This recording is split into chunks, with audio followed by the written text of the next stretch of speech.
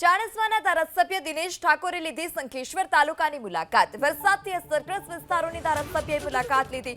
શંખેશ્વરમાં વરસેલા વરસાદથી ખેતરો બેટમાં ફેરવાયા છે। વરસાદી પાણીનો નિકાલ હજુ પણ ખેતરોમાંથી નથી થયો, જેને લઈ ખેતરો હાલ અત્યારે બેટમાં ફેરવાયા છે। ત્યારે ચાણસ્માના ધારાસભ્ય દિનેશ ઠાકોરે અસરગ્રસ્ત વિસ્તારની મુલાકાત લીધી હતી અને ત્યાંના લોકો પાસેથી સમગ્ર સ્થિતિનો તાગ મેળવ્યો હતો। તેઓને શું હાલાકી છે, આ તમામ પરિસ્થિતિની માહિતી દિનેશ ઠાકોરે મેળવી હતી। ત્યારે શંખેશ્વર તાલુકાની મુલાકાતે ધારાસભ્ય દિનેશ ઠાકોર પહોંચ્યા હતા। હાલ અત્યારે વરસાદી પાણી ન ઓસરતા ખેતરો પાણીથી તરબોળ છે। ઊભો પાક સંપૂર્ણપણે નષ્ટ થઈ ચૂક્યો છે। ત્યારે ખેડૂતોની માંગ છે કે તાત્કાલિક સર્વે કરી સહાય ચૂકવવામાં આવે।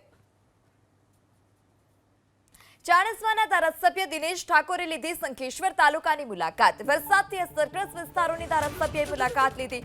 શંખેશ્વરમાં વરસેલા વરસાદથી ખેતરો બેટમાં ફેરવાયા છે। વરસાદી પાણીનો નિકાલ હજુ પણ ખેતરોમાંથી નથી થયો, જેને લઈ ખેતરો હાલ અત્યારે બેટમાં ફેરવાયા છે। ત્યારે ચાણસ્માના ધારાસભ્ય દિનેશ ઠાકોરે અસરગ્રસ્ત વિસ્તારની મુલાકાત લીધી હતી અને ત્યાંના લોકો પાસેથી સમગ્ર સ્થિતિનો તાગ મેળવ્યો હતો। તેઓને શું હાલાકી છે, આ તમામ પરિસ્થિતિની માહિતી દિનેશ ઠાકોરે મેળવી હતી। ત્યારે શંખેશ્વર તાલુકાની મુલાકાતે ધારાસભ્ય દિનેશ ઠાકોર પહોંચ્યા હતા। હાલ અત્યારે વરસાદી પાણી ન ઓસરતા ખેતરો પાણીથી તરબોળ છે। ઊભો પાક સંપૂર્ણપણે નષ્ટ થઈ ચૂક્યો છે। ત્યારે ખેડૂતોની માંગ છે કે તાત્કાલિક સર્વે કરી સહાય ચૂકવવામાં આવે।